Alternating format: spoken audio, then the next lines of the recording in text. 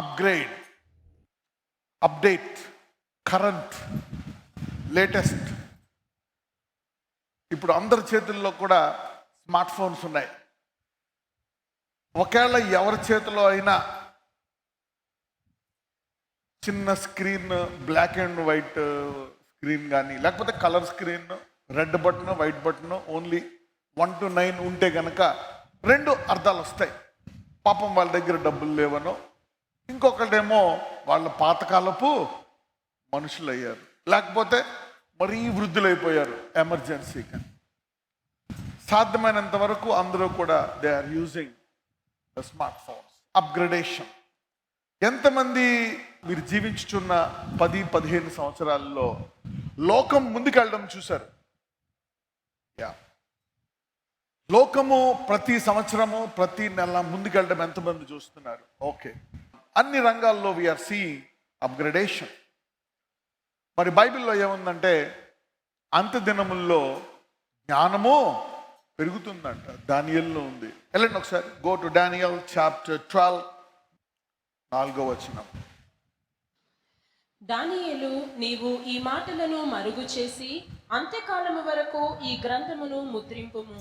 చాలా మంది నలుదిశల సంచరించినందున తెలివి అధికమగును అని నాతో మాట్లాడు గబ్రియేలును నతడు చెప్పెను. ఓకే, ఇంగ్లీష్లో ఏమని ఉంటుందంటే, but thou, O Daniel, shut up the words and seal the book even to the time of the end. Many shall run to and fro and knowledge shall be increased. జ్ఞానము పెరుగుతుందంట. ఎందుకంటే ఈ భూమి మీద ఆరంభము నుంచి కూడా దేవుని ఆత్మ అల్లాడుచుంది. లోకంతో కూడా ఆ ఆత్మ పనిచేస్తుంది. ఇప్పుడు లోకంలో కూడా వాళ్ళందరితో పనిచేసేది ఆ ఆత్మే. అయితే దేవుని కుమారుల్లో వేరుగా పనిచేస్తారు. ఓకే, దేవుని కుమారుల్లో కూడా పనిచేస్తుంది, లోకములో కూడా పనిచేస్తుంది. సో అదే ఆత్మ లోకాన్ని కూడా పైకి తీసుకెళ్తుంది, మహిమ నుంచి అధిక మహిమకి. లోక సంబంధమైన వాటిల్లో మరి ఆ జ్ఞానంలో వాడిని తీసుకెళ్తుంది. అన్ని రంగాల్లో కూడా ఉంది. సరే, టెక్నాలజీలో చూసుకుందాం. టీవీల్లో మార్పు ఉందా? ఎస్.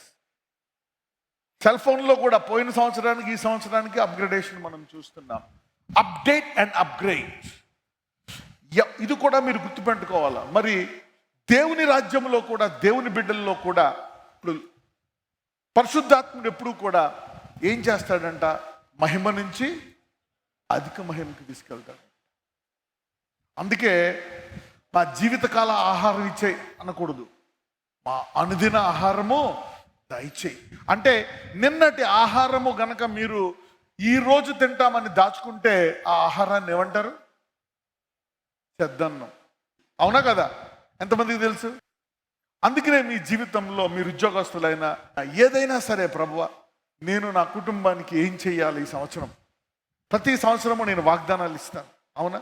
మీరు ప్రామిస్ కార్డు తీసుకుంటారు, కానీ నేను స్పెషల్గా దేవుని సన్నిధిలో కనిపెట్టి ఏంటి అని ఎంతమంది ఆ వాగ్దానాలు నెరవేరడం చూశారు? You should upgrade. ఓకే, ఈ సంవత్సరం ఏం చేయాలి? నా కుటుంబానికి ఏం చేయాలి? ఈ సంవత్సరం నా వివాహంలో ఏం చేయాలి? నా పిల్లలకి ఏం చేయాలి? అప్గ్రేడేషన్. నీకు ఏదైనా దర్శనం ఉందా? బిజినెస్ మ్యాన్, ఇండస్ట్రీస్టా? ఎందుకంటే నిన్నటిది బైబిల్లో, నిన్నటిది కూడా ఈరోజు మీరు చూస్తే మన్నాల్లో వాళ్ళని నేను రోజు ఇస్తాను, నిన్నటిది మీరు దాచుకోవద్దు అని చెప్తే కొంతమంది దాచుకుంటారు. భయం, ఏమో రేపొద్దున దేవుడు ఇవ్వకపోతే ఏమవుతుంది? అది మరుసటి దినాన్న ఎంతమందికి తెలుసు ఏమవుతుంది? ఒకవేళ నేను చెప్తున్నా, పాతకాలంలో ఒకవేళ ఆ టైంలో ఫ్రిడ్జ్ ఉన్నా, ఫ్రీజర్ ఉన్నా కూడా అది అందులో పెట్టినా కుళ్ళిపోయేది. ఎందుకంటే దేవుడు ఏం చెప్పాడు? దాన్ని మీరు రేపటి దినానికి తినకూడదు. ఎంతమందికి అర్థమైంది? So you cannot. మొన్న చెప్పాడు దేవుడు, అదే పట్టుకుంటా? నో. ఎందుకంటే అదొక విశ్వాసాన్ని నువ్వు డెవలప్ చేసుకోవాలన్నమాట. నీ జీవితం ఎలా చేయాలా, ఏం చేయాలా? Upgrade in every area. ప్రభువా నేను ఎలా ప్రార్థించాలా ఈ సంవత్సరం నాకు చెప్పు, నేను ఎలా ప్రేయర్ చేయాలా, నేను అడగాల, ఏం చేయాలా, ఏ రీతిగా నా జీవితం మారాలా, ఏ రీతిగా నేను ముందుకెళ్ళాలా? You need to ask God. And go ahead in that area. ఎంతమందికి అర్థమవుతుంది? అప్గ్రేడ్. మీ ప్రార్థనలు ఇది చాలా ముఖ్యమైనది. కొంతమంది అంటారు ఇంక మేము మారం, మేము ఇందులోనే. No, that is dangerous. యేసుప్రభు వారు ఇప్పుడు అలాగ లేరు. ఆయన నతానియేలుతో మాట్లాడుతున్నప్పుడు చెప్తాడు, నతానియేలు, ఇప్పుడు నేను నీకు 2 ప్రవచనాలు చెప్పానని నేను దేవుని కుమారుడు అనుకుంటున్నావు, కానీ రానున్న రోజుల్లో ఇంతకంట గొప్ప కార్యాలు నువ్వు చూస్తావు. ఆయన అంచెలంచెలుగా గొప్ప కార్యాలు చేశాడు. So we need to grow in step by step. గుర్తుపెట్టుకోండి, ఇది చాలా ముఖ్యమైనది. అందుకే ఎప్పుడూ కూడా గుర్తుపెట్టుకోండి, పాతకాలం మంచిదే, నేను కాదన్ను. కొంతమంది అంటారు old is gold, God's word never changes. కరెక్టే. మరి ఇప్పుడు అబ్రహాంకి దేవుడు చెప్పాడు, నేను నీ కొడుకుని ఇస్తా, ఇసకలా చేస్తా. అదే దేవుడు ఏమన్నాడు? నీ కొడుకుని ఇచ్చేయమన్నాడు. ఎవరి స్వరం అది? ఎవరి స్వరము? నేను ఇస్తాను, ఆశీర్వదిస్తాను, ఒక స్వరము. ఇప్పుడేమో చంపేయమంటున్నాడు, అదేమో స్వరము. హోషియాకేమో అన్ని జనులను ఎవరిని చేసుకోకూడదని చెప్పిన అదే హోషియాని నీవు పోయి వేరొక స్త్రీని చేసుకోమంటాడు. చేసుకున్నాడా లేదా? అదేంటి ప్రభువా, అప్పుడు అలా చెప్పావు, నువ్వు పరిశుద్ధంగా ఉండమన్నావు, నేను ప్రవక్తను కదా, అందరికంటే హోలీగా ఉండాలా, నేను ఈమెను చేసుకుంటే ఎలాగా నా పరిస్థితి? ఎంతమందికి అర్థమవుతుంది? ఇవి తినకూడదు, ఇవి చతుష్పాదమైనవి ఏమి తినకూడదు, ఈ జంతువులు తినాలా, ఈ రెక్కలు కలిగినవి తినాలా, ఇలా తినాలా, అలా తినాలా, ఓకే అని చెప్పిన దేవుడు పేతురుకి అదే దుప్పటి తీసుకొచ్చి అందులో చతుష్పాద జంతువులు ధర్మశాస్త్రములో ఏమేమైతే తినకూడదో ఆ జంతువులన్నీ ఉన్నాయి అందులో. పేతురు చంపుకొని తిను అంటాడు. అప్పుడు ఏమంటాడు? దేవుని స్వరమనే తెలుసు, కానీ ఏమంటాడు? ఆయనకే బోధకుడైపోతాడు. అంటే పాతకాలం అంతా ఉంది కదా, అది ఆయనకి బోధిస్తాడు. ప్రభువా, నేను పరిశుద్ధమైన వాడను, పరిశుద్ధమైనవి తిన్నాను, అపవిత్రమైనవి నేను ఏమంటాడు? తినను. కొన్నిసార్లు కొన్ని పాతవి కరెక్టే. మరి ధర్మశాస్త్ర విషయమై ఇప్పుడు మారిపోయింది. అంటే ధర్మశాస్త్రం ఎలాగని చెడ్డదా? అందులో ఒక్కటైనా మీరేమైనా తప్పు పట్టగలరా? ఆ 10 ఆజ్ఞలు పవిత్రమైనవి, పరిశుద్ధమైనవి. అవి చెప్తుంటే అందరికీ ఇలా ఉండాలా, ఇది ప్రతి తల్లి తండ్రి భూమి మీద ప్రతి ఒక్కడు వాటిని ఫాలో అవ్వాలనుకుంటాడు. కానీ అవి మనిషిని ఫెయిల్ చేయడానికి వచ్చాయి, పాస్ చేయడానికి రాలే. ఎంతమందికి అర్థమైంది? పరిశుద్ధాత్ముడిని నీతిగా చేసేసి లోపలికి వెళ్ళిపోయి అంచెలంచెలుగా నిన్ను చేసేసిన దానికి లోపల బయట మ్యాచ్ చేసి నేను పరలోకం పంపిద్దామని పరిశుద్ధాత్ముడి పని. Upgradation is important in everybody's life. Okay, ఒక రకంగా you should ask God, Lord, what am I suppose to sing today, what am I suppose to cook today, what am I suppose to lift my children up. అందుకే గుర్తుపెట్టుకోండి, అనుదిన ఆహారం తినండి. ఎంతమందికి అర్థమవుతుంది? అనుదిన ఆహారం తిన్నవాళ్ళు ఈ భూమి మీద ప్రతిరోజు దేవుని ఘనంగా మహిమపరిచి లక్షల మందికి మారు మనసు తీసుకొచ్చి ఆయన నామాన్ని మహిమపరిచి గుమ్మముల దగ్గర సెలబ్రేషన్తో నేను లోపలికి తీసుకెళ్తారు మహాబాటంతో పరలోకానికి. Okay, so there is a difference between weekly bread and daily bread. Okay, you need to understand that and go in. అలాగని మళ్ళీ కృపావాక్యం ముందు ఎవరికి బోధించబడ్డది? Who was taught the word of grace? Go to Galatians 3:6 నుంచి చదువుదాం. అబ్రహాము దేవుని నమ్మెను, అది అతనికి నీతిగా ఎంచబడెను. కాబట్టి విశ్వాస సంబంధులే అబ్రహాము కుమారులని మీరు తెలుసుకొనుడి. దేవుడు విశ్వాస మూలముగా అన్యజనులను నీతిమంతులుగా తీర్చునని లేఖనము ముందుగా చూచి నీయందు అన్యజనులందరూ ఆశీర్వదింపబడుదురు అని అబ్రహామునకు సువార్తను ముందుగా ప్రకటించెను. అంటే కృపావాక్యము నమ్మితే నీతిమంతులైపోతామనే కృపావాక్యము ముందుగా ఎవరికి బోధించబడ్డది? అబ్రహామునకు బోధించబడ్డది. అందుకే కృపావాక్యము ద్వారా సిలువలోంచి వచ్చే ఆశీర్వాదానికి ఏం పేరు పెట్టాడు? అబ్రహాం ఆశీర్వాదం. మరి ఇది కరెక్ట్ అనుకోండి, ఇది కరెక్ట్ అయితే మరి దేవుడు ఇక్కడ ఏం చెప్పాడు? దేవుడు విశ్వాస మూలముగా అన్ని జనులను నీతిమంతులుగా తీర్చునని అని అన్నప్పుడు యాక్చువల్గా దీనికి ముందు మనం చూసుకుంటే దేవుని కుమారులు, దేవుని కుమార్తెలు. ఓకే, దేవుని కుమారులు అంటే ఎవరి నుంచి వచ్చిందని చెప్పాం మనము? షేతు నుంచి వచ్చింది, రైట్? మరి నరుల కుమారులు కుమార్తెలు అంటే ఇది ఎవరి నుంచి వచ్చింది? కయ్యూను. ఎవరైతే ఎవ్రీ డే ఇందులో ఫాలో అవుతున్నారో మీ జీవితాల్లో ఉద్యమం వస్తుంది. You will be an uncommon man. ఒక 6 నెలల తర్వాత, సంవత్సరం తర్వాత నిన్ను చూసి ఇతడు వడ్రంగవాని కుమారుడేనా? ఆగండి, ఇతడు అదే పౌల ఇలా మారిపోయాడు సౌల. ఏదైతే రెగ్యులర్గా 3.5 సంవత్సరాల తర్వాత అదే శిష్యులు వీళ్ళు అజ్ఞానులు కదా, ఆయన ఒక్కరోజు కూడా టైం ఇవ్వలేదు. అయ్యా నా తండ్రిని పాతిపెట్టి వస్తాను అన్న దేవుడు ఏమన్నాడు? పోనీ వెళ్ళొచ్చేయి, హాలిడేస్ అన్నాడా?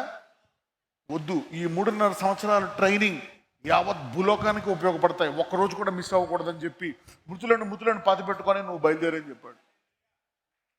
సో అది చాలా హై సెంటిమెంట్. సొంత తండ్రి, దేవుడే చెప్పాడు మరి తల్లిని తండ్రిని గౌరవించాలని. తండ్రి చనిపోతే రాలేదని ఆ తల్లి, ఆ ఊరు వాళ్ళందరూ అనుకుంటున్నారు ఇదేమైనా యేసుప్రభు అండి దేవుడు అంట. తండ్రి చనిపోతే పంపించలేదు శిష్యుడు అంట.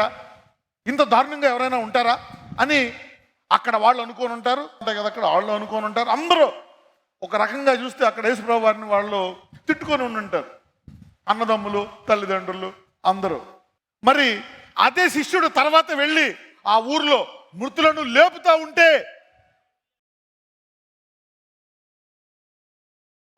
ఆ ఊర్లో ప్రతి మోకాలు యేసునామం వంగుతుంది. ఎందుకు? ఆ తండ్రిని ఇచ్చింది ఆయనే. ఆయన ఎస్ అన్నప్పుడు ఎస్, నో అన్నప్పుడు నో. ఏ మాట ఇంటే కోల్పోయినవన్నీ తిరిగి 100 రెట్లు ఇస్తాడు. నాని విషయమై ఒకవేళ తండ్రిని కానీ, తల్లిని కానీ, డబ్బుని కానీ, దేన్నైనా, ఎందుకంటే సమస్తం నేను పక్కన పెడితే అది నీకు 100 రెట్లు ఇస్తాను.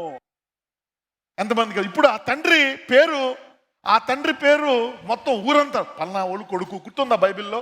వాళ్ళ కుమారుడు, వీళ్ళ కుమారుడు, ప్రతి చోట కుమారుడు అని ఉంటుంది. రాజు లేనిది అని చూసారు ఎవరైనా బైబిల్లో? Read the. తండ్రికి ఘనత. So you need to be careful in that area. అందుకనే దేవుడు ఏదైనా చెప్తే దట్స్ ఇట్. మరి ఇదే అబ్రహాము, నువ్వు నీతిగా ఉంటావు, నువ్వు నీతిమంతుడివి, నీది కృపావాక్యం బోధించాడు ముందు అబ్రహాంకి. తర్వాత దేవుడు ఏం చేశాడు? అన్యజనులను నీతిమంతులుగా తీరుస్తాను అని అబ్రహాంతో చెప్పాడు. కానీ ధర్మశాస్త్రం వచ్చిన తర్వాత అన్యజనులను వివాహము చేసుకోకూడదు. కయ్యూని టైంలో అది అలౌడ్ లేదు. ఎందుకు? వారిని వీరిని వివాహం చేసుకుంటే దేవుడు భూలోకాన్ని ఏం చేశాడు? వరదలతో మొత్తం ముంచేశాడు. అవునా? You see that. And then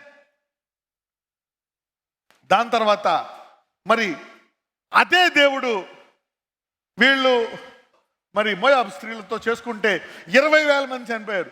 కానీ ఇప్పుడు అదే దేవుడు మీరిప్పుడు లోకానికి వెలుగై ఉన్నారు, సువార్త ప్రకటించండి అంటున్నాడు. మత్తయి సువార్త బోధిస్తున్నప్పుడు కూడా చెప్పాను, 4 స్త్రీలు ఉన్నారు.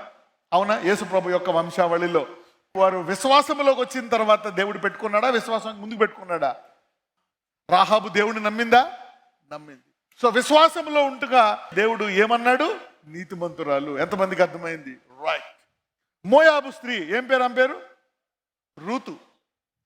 మరి ఆమెను విశ్వాసంతో వచ్చేసింది. నీ దేవుడే నా దేవుడు అంది అత్తగారితోటి. దేవుడు ఆమె ద్వారా ఎవరిని తీసుకొచ్చాడు? సో ఒక కాలంలో ఇది, ఒక కాలంలో ఇది. ఎంతమందికి అర్థమవుతుంది? అందుకే ప్రవ్వా ఈ రోజు నేను ఏ వాక్యం తీసుకోవాలా? అందరూ అనుదిన ఆహారము అనండి. Let it be habituated. పాతకాలంలో అపోస్తులు భూమిని తలకిందులు చేశారంటే there was an everyday revival. వాళ్ళు అనుదినము ఇంటింటికి వీళ్ళు. ఎంతమంది తెలుసా వచనము? But let me tell this, upgradation is important. అపోస్తుల కార్యములు 2:42.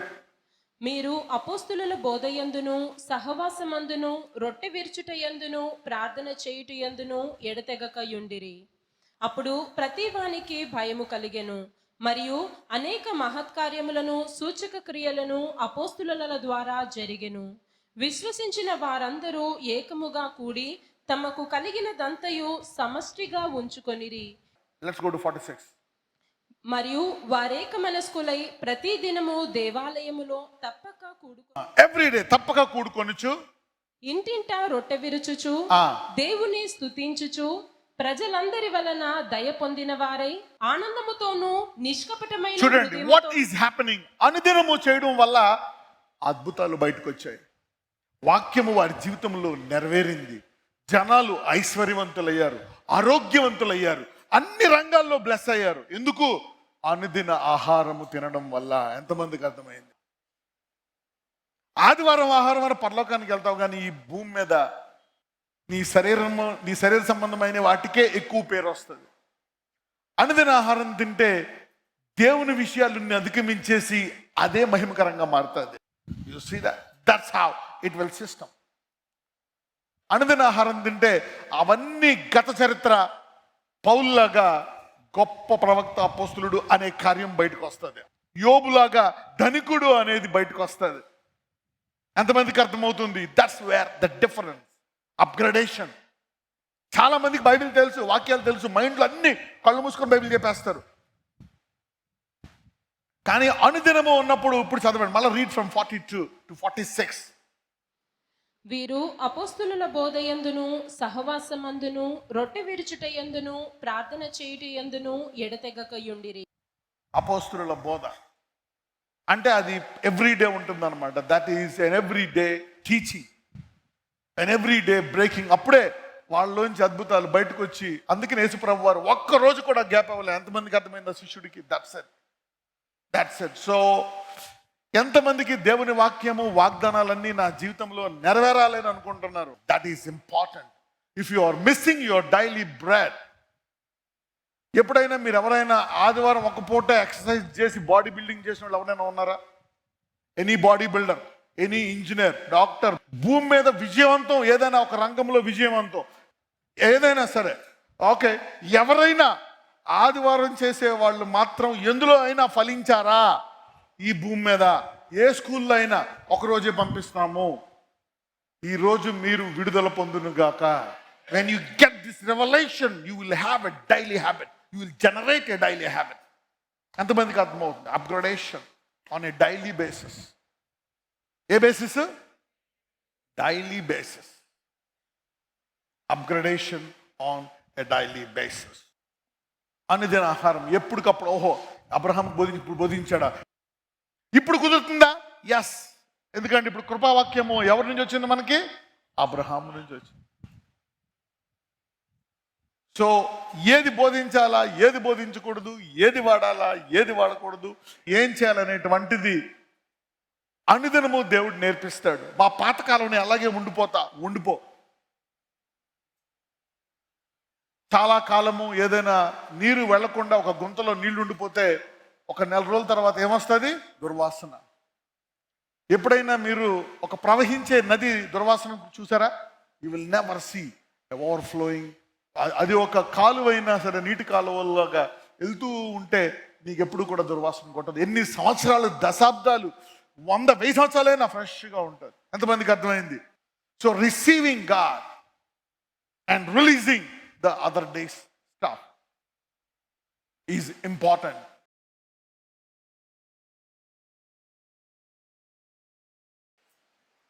నజరేయుడైన యేసయ్య ఎక్కడ వారు హస్తం పెట్టుకున్నారు, శరీరంలో ఎక్కడ బాలేదో ఇప్పుడే ఆ హస్తాన్ని మీరు, ఆ ప్రాంతాన్ని మీరు తాకండి. ఆ ఒళ్ళు నొప్పులను తీసివేయండి. వాళ్ళు పశ్చాత్తాపడ్డారు కనుక వారు గతంలో చేసినవన్నీ క్షమించి నూతన శరీరాన్ని, నూతన గుండె, నూతన ఊపిరితిత్తులు, నూతన కిడ్నీలు, నూతన లివర్, నూతన fresh normal blood pressure, normal blood sugar, normal kidneys, normal heart, normal cholesterol, sodium, phosphorus, everything normal reports, normal body. I prophesy in Jesus name good health. మంచి ఆరోగ్యాన్ని ప్రవచిస్తున్నాను నజరేయుడైన యేసు నామమున. అయ్యా, మంచి దేహాన్ని ప్రవచిస్తున్నాను, మంచి బుద్ధిని ప్రవచిస్తున్నాను, మంచి హృదయాన్ని ప్రవచిస్తున్నాను. ఏమున్నా సరే వారిని ముట్టి స్వస్థపరచండి. ఇప్పుడే అయ్యా నీ మందిరానికి వచ్చారు, నీ ప్రార్థనలో ఏకీపిస్తున్నారు కనుక వారి దేహంలో ఉండే ప్రతి రోగాన్ని తీసివేసి పరిపూర్ణమైన స్వస్థత వారికి దయచేయండి. మరి ప్రత్యేకముగా నీ శిలువ ద్వారా వచ్చినటువంటి అబ్రహాం ఆశీర్వాదాన్ని వారికి దయచేయమని ప్రార్థిస్తున్నాము. అదే కాదు, దావీదు కృపలను, ఇదిగో నా పరిశుద్ధత తోడు నీ పిల్లల్ని ఆశీర్వదిస్తావని దావీదు కృపలను ఇచ్చావు. అయ్యా, దావీదుని క్షమించావు, నూతనముగా నిబంధన చేశావు. ఆ దావీదు కృపలను, అబ్రహాం ఆశీర్వాదాన్ని శిలువ ద్వారా వీరందరికీ దయచేయమని నజరేయుడైన యేసు నామమున ప్రార్థిస్తున్నాము తండ్రి. ఆమేన్. God bless you.